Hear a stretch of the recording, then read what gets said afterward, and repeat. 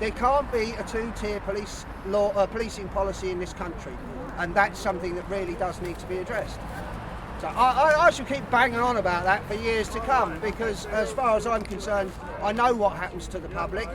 The public have one, there is a way that the police's policy, and their exact words are, you arrest to allow for a prompt and effective investigation. Well, I don't see nothing prompt about this, and I don't see nothing effective about this, and I haven't seen any arrests yet, except for activists and the people making the accusations. So until that system changes, then I refuse to consent to be policed, and I refuse to vote until we're given anything other than subhuman creatures to vote for, because, you know, none of us see what goes on behind those walls in there. But now we're starting to learn from historic child abuse cases just what is happening, and it's time for either the police to act on behalf of the people and make those arrests, or get the fuck out of the way and let the public do it. Because at the end of the day, there must be justice, and if it has to be people's justice, then it has to be people's justice. People like Cameron are apologising for these creatures. They're apologists for paedophiles in there. Every one of them. If you took all the paedophiles, the apologists for paedophiles and the suspected paedophiles out of Parliament, you wouldn't have enough for a football team. There wouldn't be enough for one single football team, let alone reserves.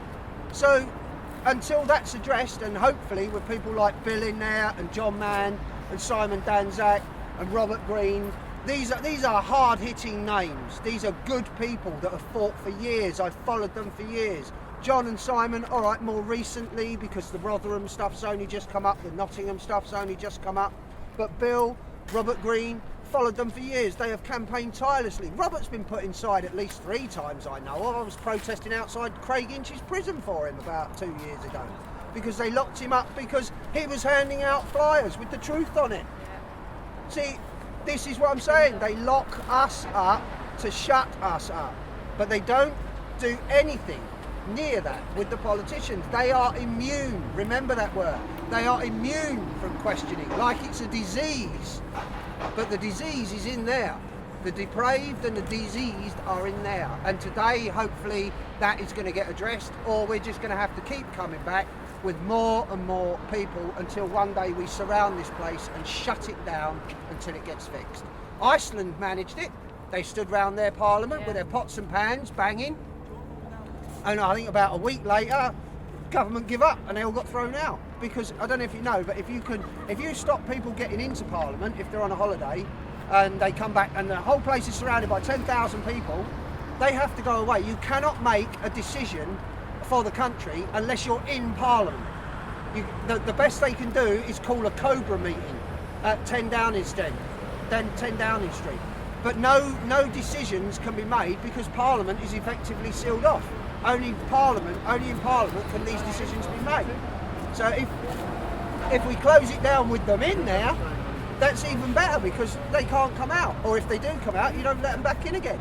We have to follow Iceland's suit. We have to have a velvet revolution where we're stood outside, thousands upon thousands of us, sustained, not going home to watch X Factor, not going home to watch EastEnders, not going home to watch Corrie, not going home because you're cold or because it's wet, but staying because it's the most important thing for future generations.